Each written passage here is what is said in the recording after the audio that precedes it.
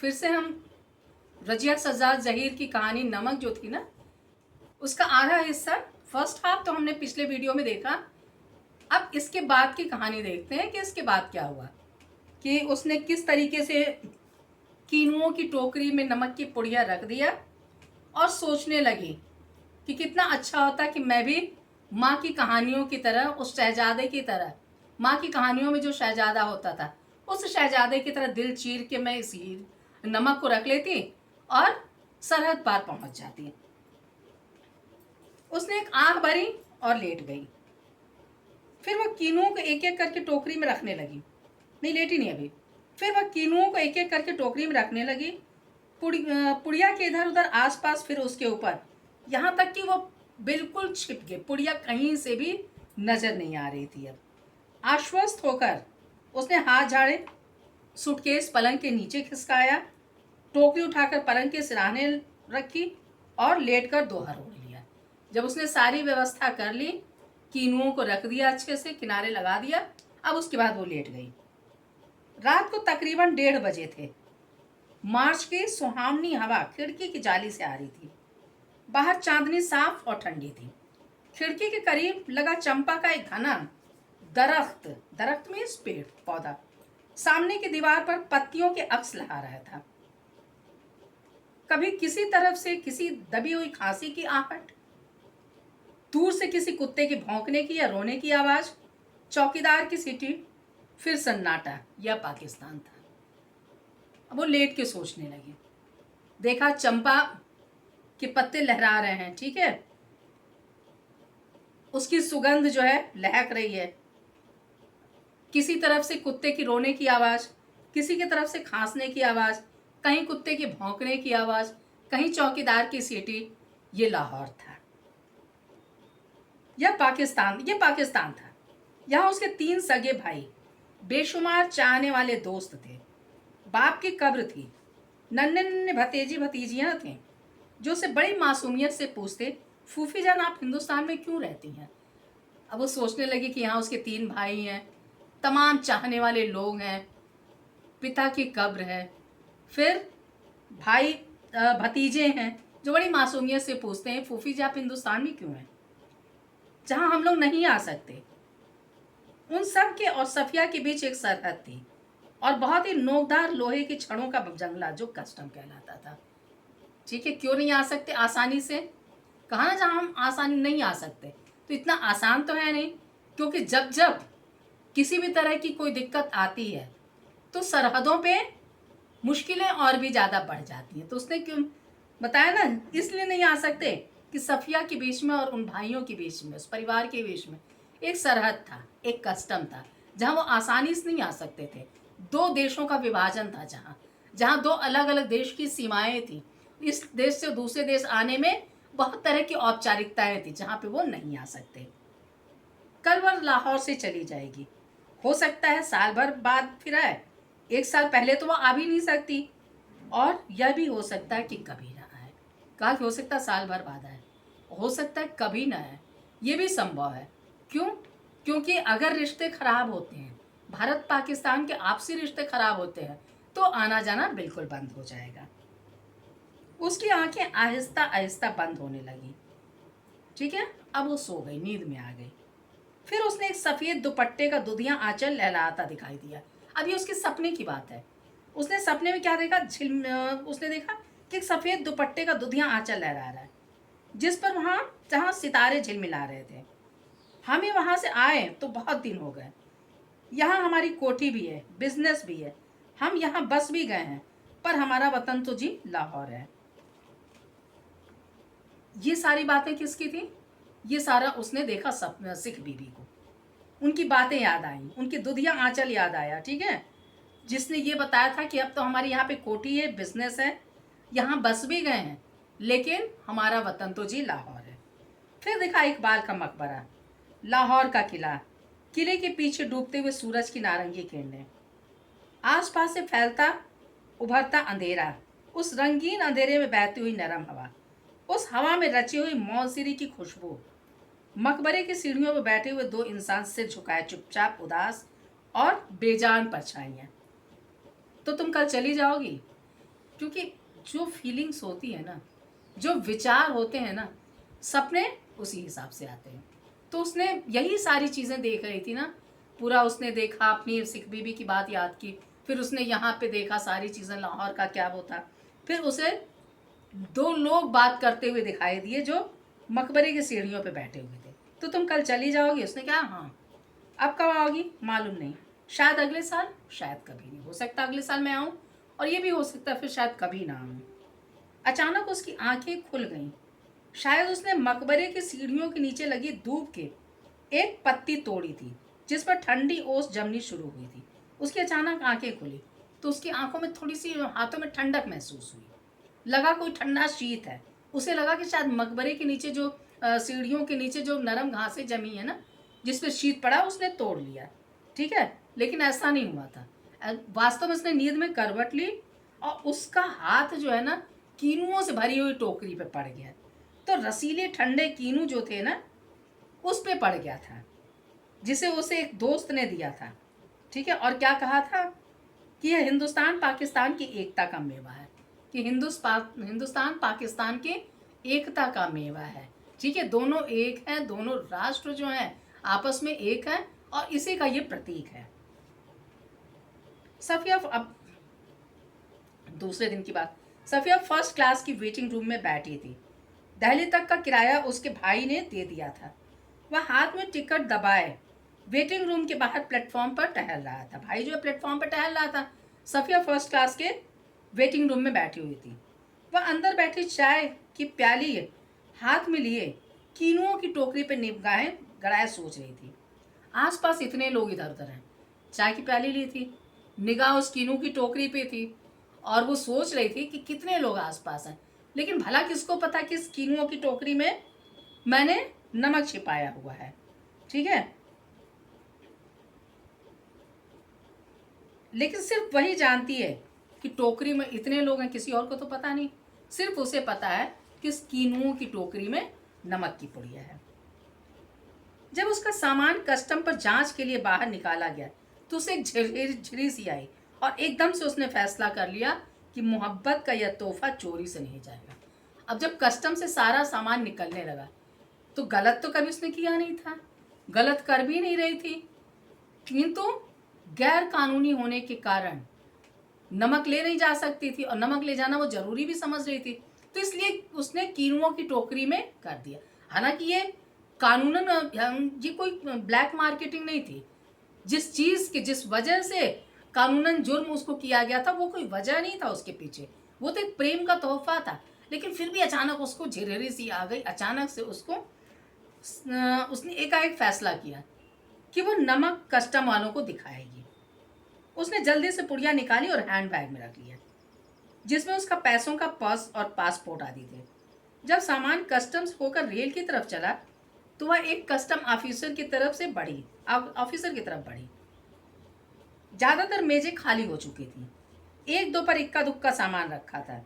वहीं एक साहब खड़े थे, लंबा कद, दुबला पतला जिस्म, खिचड़ी बाल और आंखों पे ऐनक। लंबा कद, दुबला पतला जिस्म तो आप समझ ही गए। खिचड़ी बाल मतलब आधे पके हुए थे बाल, कुछ काले थे कुछ सफेद थे। आंखों पे ऐनक माने चश्मा लगाए थे। कस्टम ऑफिसर की वर्दी पहने तो थे, मगर उसमें जंच नहीं रहा था। कस्टम ऑफिसर की वर्दी पहने थे, मतलब कि कस्टम ऑफिसर थे, वर्दी पहने हुए थे, उन पे जज क्यों नहीं रहा था? क्योंकि जो कस्टम वालों का जो एक इमेज होता है ना, कि बहुत लंबे चौड़े होंगे, बड़े रौबदार होंगे, तो ऐसे वो रौबदार दिख नहीं रहे थे। इस तरह लंबे चौड़े थे नहीं, वो लंबे तो थे लेकिन दुबला पतला जिस्म था, इतने रौबदार भी नहीं दिख रहे थे। सफिया कुछ हिचकिचा कर बोली, मैं आपसे कुछ पूछना चाहती हूँ। उन्होंने नजर भरकर उसे गौर से देखा। बोले, फरमाइए। उनके लहजे में सफिया की हिम्मत बढ़ा दी।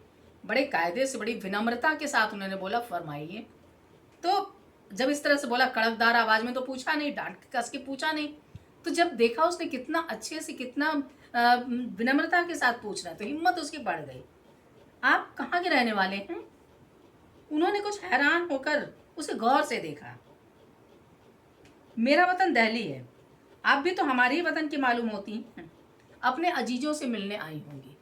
अब पोस्टिंग उसकी लाहौर पे थी, लाहौर में थी, और उसने कहा क्या कहा कि मेरा वतन तो दिल्ली है, मेरा वतन दिल्ली है, ठीक है। आप भी तो हमारे ही वतन की लगती हैं, और निश्चित रूप से आप अपने अजीजों से, अपने प्रिय लोगों से यहाँ पे पाकिस्तान मिलने आई होंगी।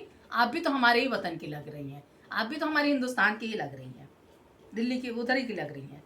जी हाँ, मैं लखनऊ की हूँ, अपने भाइयों से मिलने आई थी, वे लोग इधर आ गए हैं। आपको आपको भी तो शायद इधर आए। फिर उसने क्या कहा, जब भारत पाकिस्तान विभाजन हुआ था तो वे लोग इधर आ गए थे, पाकिस्तान आ गए थे। अब चूंकि इसकी शादी हो गई थी इसलिए ये नहीं आई।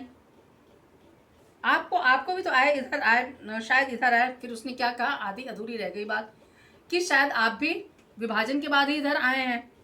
जी, जब पाकिस्तान बना था तभी आए थे, मगर हमारा वतन तो दिल्ली ही है। अब उन्होंने क्या बताया कि जब पाकिस्तान बना, जब हिंदुस्तान से अलग होकर के पाकिस्तान बना था तभी हम यहाँ पे आए थे, मगर हमारा वतन तो दिल्ली ही है। भले ही हम यहाँ पे आ गए पाकिस्तान में, लेकिन वतन जो है हमारा वो दिल्ली ही है। वतन आज भी हम दिल्ली को ही मानते हैं। सफिया ने हैंडबैग मेज पर रख दिया और नमक की पुड़िया निकालकर उनके सामने रख दी और आहिस्ता आहिस्ता रुक रुक कर उनको सारी कहानी बता दी। उसने नमक की पुड़िया मेज पे रखा और धीरे धीरे, क्योंकि उसको बल मिला ना, जब देखा कि बड़ा ये रौबदार नहीं है, कस्टम अधिकारी बड़े अच्छे से बात कर रहे हैं, तब उसे थोड़ी हिम्मत बंधी। उसने पुड़िया निकाल के सामने रख दी मेज पे और धीरे धीरे सारी कहानी सुना गई। उन्होंने पुड़िया को धीरे से अपनी तरफ सरकाना शुरू किया।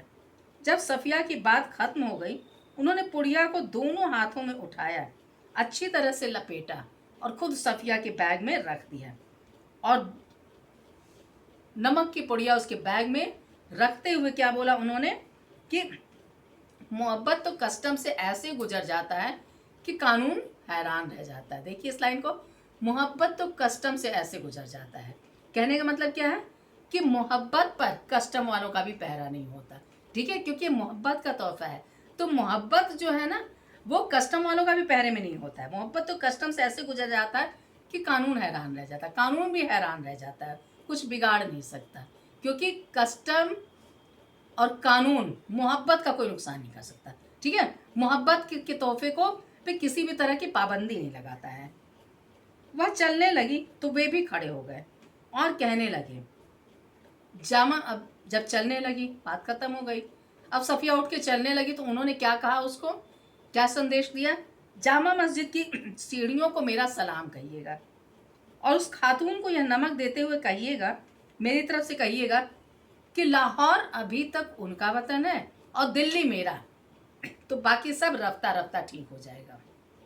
क्या कहा कस्टम अधिकारी ने कि जामा मस्जिद की सीढ़ियों को मेरा सलाम कहिएगा और ये नमक की पुड़िया जो है ना, उस खातून को जिनके लिए आप ले जा रही हैं उनको देते हुए कहिएगा कि दिल्ली लाहौर अभी तक उनका वतन है। मैं भले ही यहाँ पे लाहौर में हूँ, लेकिन लाहौर अभी तक उनका वतन है और दिल्ली मेरा वतन है, तो धीरे धीरे सब ठीक हो जाएगा। एक संदेश छिपा हुआ है इस लाइन में कि भले ही वतन विभाजित हो गया और विस्थापित हो के हमें हमारा वतन छोड़ना पड़ा, उनको लाहौर छोड़ के हिंदुस्तान जाना पड़ा, हमें हिंदुस्तान छोड़ के लाहौर आना पड़ा, भले ही हमें विभाजित होना पड़ा, दूसरी जगह जाना पड़ा, लेकिन आज भी मेरा लगाव मेरे हिंदुस्तान से है, मेरी दिल्ली से है, हमारा वतन दिल्ली है और उनका लगाव उनके लाहौर से है और उनका वतन आज भी लाहौर ही है।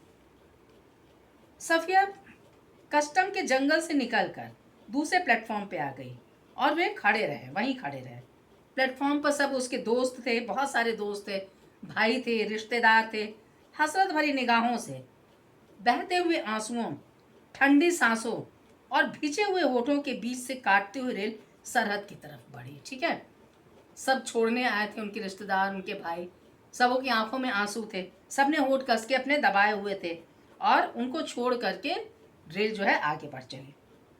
अटारी में पाकिस्तान की पुलिस उतरी और हिंदुस्तान की पुलिस सवार हुई।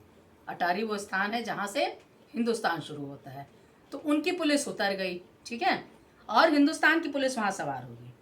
कुछ समझ में नहीं आता था कि कहाँ लाहौर ख़त्म हुआ और कहाँ हिंदुस्तान शुरू हुआ, ठीक है।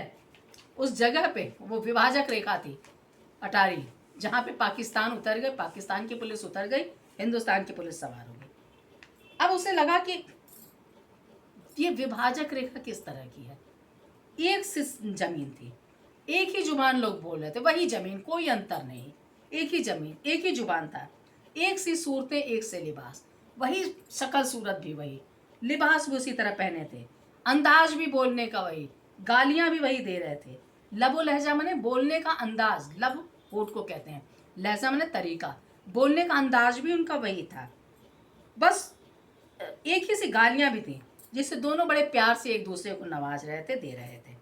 मुश्किल क्या थी कि दोनों के ही हाथ में भरी हुई बंदूकें थी, इधर की पुलिस के हाथ में भी और उधर की पुलिस के हाथ में, दोनों के हाथ में भरी हुई बंदूकें थी। अमृतसर में कस्टम वाले फर्स्ट क्लास वालों का सामान, अब कस्टम की चेकिंग अमृतसर में भी होनी थी। अमृतसर में कस्टम वाले फर्स्ट क्लास वालों के सामान की जांच करके डिब्बे के सामने ही कर रहे थे। सफिया का सारा सामान देखा जा चुका था। वह उस नौजवान कस्टम अफसर की ओर बढ़ी जो बातचीत और सूरत से बंगाली लगते थे। ठीक है, अब यहाँ भी कस्टम से गुजरना था उसको, तो वो कस्टम ऑफिसर की तरफ बढ़ी जो अभी नौजवान थे और देखने से बंगाली लग रहे थे। उसने जाके उनसे क्या कहा, देखिए मेरे पास थोड़ा सा नमक है। फिर उसने हैंडबैग खोला, वह पुड़िया उनकी तरफ बढ़ाते हुए अटकते झिझकते हिचकते सारी बात सुना दी। उन्होंने सिर झुका लिया, सुनते रहे, बीच बीच में सिर उठाते, गौर से उसे देखते, फिर सुनने लगते। बात पूरी हो गई तो उन्होंने एक बार फिर सफिया को ऊपर से नीचे तक देखा, धीरे से बोले, इधर आइए जरा। चलते चलते उन्होंने एक दूसरे से कहा, इनके सामान का ध्यान रखिएगा। प्लेटफॉर्म के सिरे पर एक कमरा था, वह कमरे के अंदर घुसे। सफिया दाखिल होते समय हिचकिचाई, वे मुस्कुराकर बोले, आइए आइए ना। जेब से रुमाल निकालकर उन्होंने कुर्सी को झाड़ा और बोले, बैठिए। सफिया ने पुड़िया और बैग को मेज पर रख दिया। बाहर की तरफ झांक कर उन्होंने पुलिस वाले को बुलाया। अब सफिया के पैर के नीचे जमीन खिसक गई। अब उन्होंने कुर्सी झाड़ा, बिठा दिया उनको, ठीक है, बड़े प्यार से बुला के बिठाया, लेकिन पुलिस को बुलाया। अब तो ये एकदम घबरा गई, मानो इसके पैरों के नीचे जमीन खिसक गई। पर उसे लगा कि शायद ये हमें गिरफ्तार करवाएंगे। सोचने लगी, अब क्या होगा। 2 चाय ले आओ अच्छी वाली। पुलिस वाला सफिया को घूरता चला गया।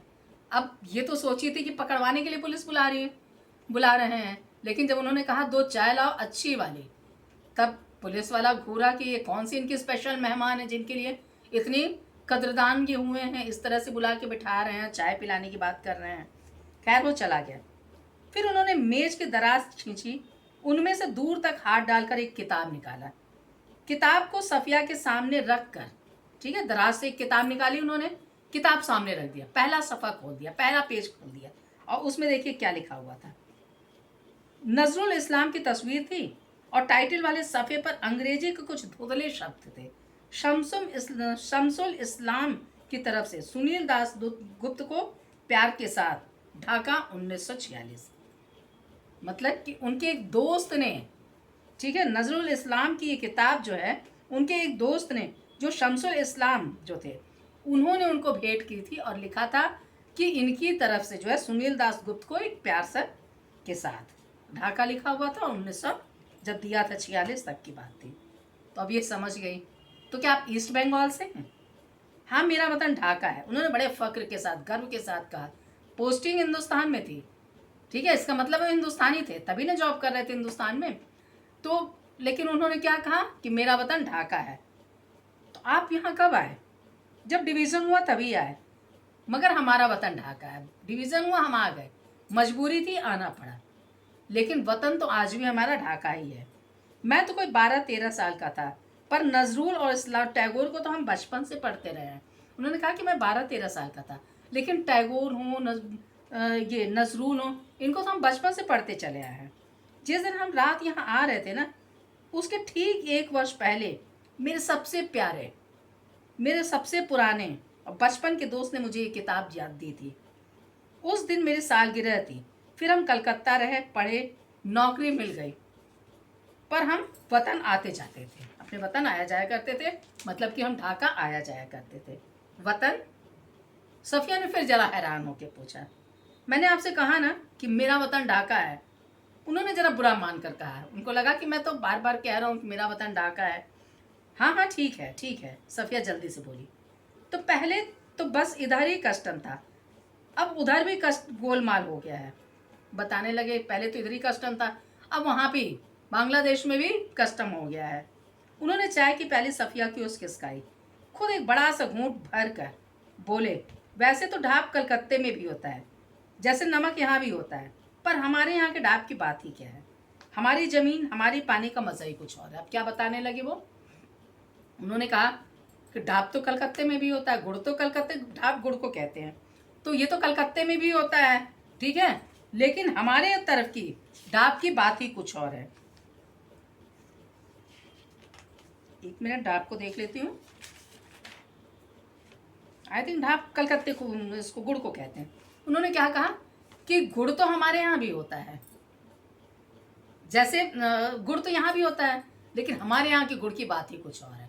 फिर उसने कहा कि जैसे नमक तो यहाँ भी है, लेकिन फिर भी लाहौरी नमक की मांग सफिया ने कहा, मिस्टिक बीबी ने किया। तो फिर उन्होंने कहा कि अपनी ज़मीन हमारे पानी हमारी ज़मीन का मज़ा ही कुछ और है। कहने का मतलब क्या है, आदमी जहाँ पलता है ना, जहाँ बड़ा होता है, जिस जगह जन्म लेता है, उसकी तुलना किसी से नहीं की जा सकती। ऐसा नहीं है कि लाहौर का नमक को सबसे अच्छा नमक कह दिया जाए, सबसे बढ़िया नमक कह दिया जाए, बहुत बढ़िया क्वालिटी का, ऐसा नहीं था, लेकिन वो लगाव था जिसकी वजह से उसने वो नमक मांगा। गुड़ की बात भी कही, यहाँ भी तरह तरह के गुड़ मिलते हैं, बहुत अच्छे मिलते हैं, लेकिन फिर भी चूंकि लगाव जो होता है ना, तो वो हमारी चीज़ को बेस्ट बना देती है। जिस चीज़ से हमें लगाव होता है ना, फिर हमें उससे बेहतर कोई चीज़ नज़र ही नहीं आती।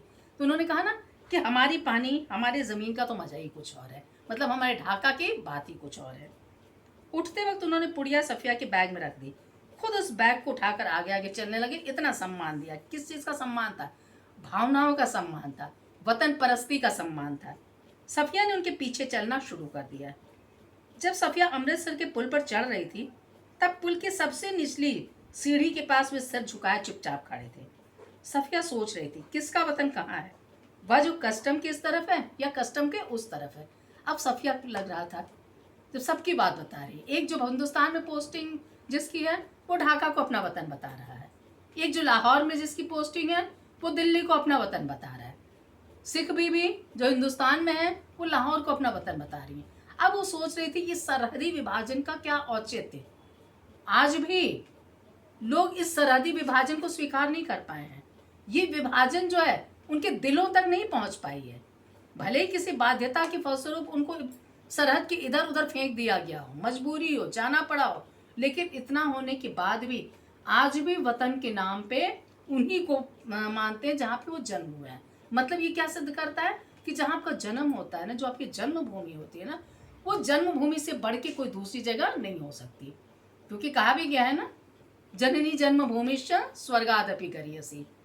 जब लक्ष्मण ने राम से कहा कि श्रीलंका बहुत सुंदर है, ठीक है, सोने की लंका है, बड़ी सुंदर है, तो उन्होंने अपने भाई से कहा, श्री राम से कहा कि क्यों ना लंका को हम अपनी राजधानी बना लें। तब भाई ने क्या कहा कि इदम स्वर्णमयी लंका न मे रोचते लक्ष्मण, इदम स्वर्णमयी लंका न मे रोचते लक्ष्मण, जननी जन्मभूमिश्च स्वर्गादपि गरीयसी। क्या कहा? ये सोने की लंका, हे लक्ष्मण, मुझे नहीं अच्छी लगती। भले ये सोने की लंका, लेकिन मुझे अच्छी नहीं लगती। क्यों? क्योंकि जननी जन्मभूमिश्च, माँ और मातृभूमि, स्वर्गाद अपि गरीयसी, स्वर्ग से भी महान है। अपनी माँ जो होती है ना, और जो अपनी मातृभूमि होती है, वो स्वर्ग से भी महान है, स्वर्ग से भी ज़्यादा सुंदर है। ठीक है, इसलिए मुझे ये सोने की लंका नहीं अच्छी लगती। तो सीधी सी बात ये उभर के सामने आती है ना कि अपने जन्मभूमि से महान कुछ नहीं होता है।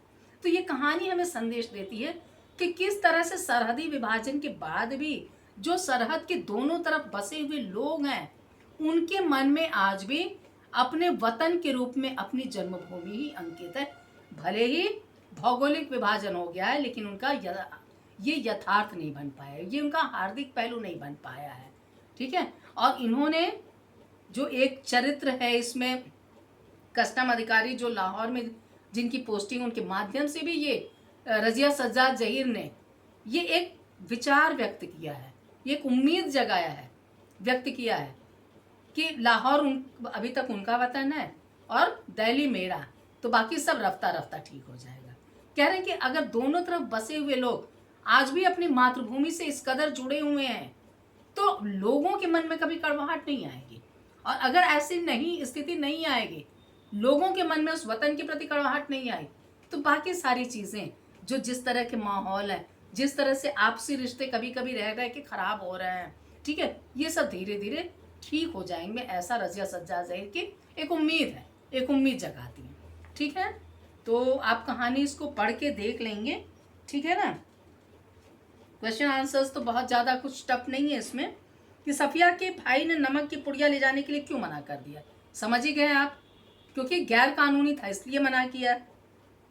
दूसरा प्रश्न देख लो जरा, नमक की पुड़िया ले जाने के संबंध में सफिया के मन में क्या द्वंद्व था। द्वंद्व समझते हो, दुविधा को कहते हैं। दो तरह की स्थिति, जो दो तरह के विरोधी विचार होते हैं उसको द्वंद्व कहते हैं। द्वंद्व किसी भी दो चीज़ों को कह सकते हैं। द्वंद्व समास भी आपने पढ़ा है। द्वंद्व युद्ध का मतलब होता है मल्ल युद्ध, जो आपस में दो लोगों की कुश्ती होती है। तो द्वंद्व का मतलब ही दो होता है। तो दो तरह के विचार क्या थे कि अगर ले जाती है तो गैर कानूनी होने के कारण पकड़ी जाएगी, और अगर नहीं ले जाती है तो सिख बीबी से किया हुआ वायदा टूट जाएगा। ये द्वंद्व था उसके मन में।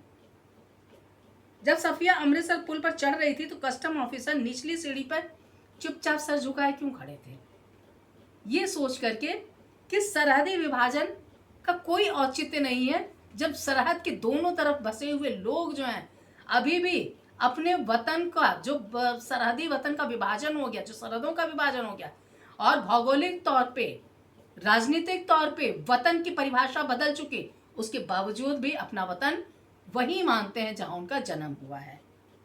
लाहौर अभी तक उनका वतन है, दिल्ली मेरा। ये उद्गार किस सामाजिक यथार्थ की ओर संकेत करता है। इससे बता ही दी, आपको कई बार बता दिया इस चीज को। नमक ले जाने के संदर्भ में सफिया के मन में उठे द्वंद्वों के आधार पर उसकी चारित्रिक विशेषताएं बतानी है, कैरेक्टर स्केच करना है। मानचित्र पर एक लकीर खींच देने से जमीन और जनता बट नहीं जाती।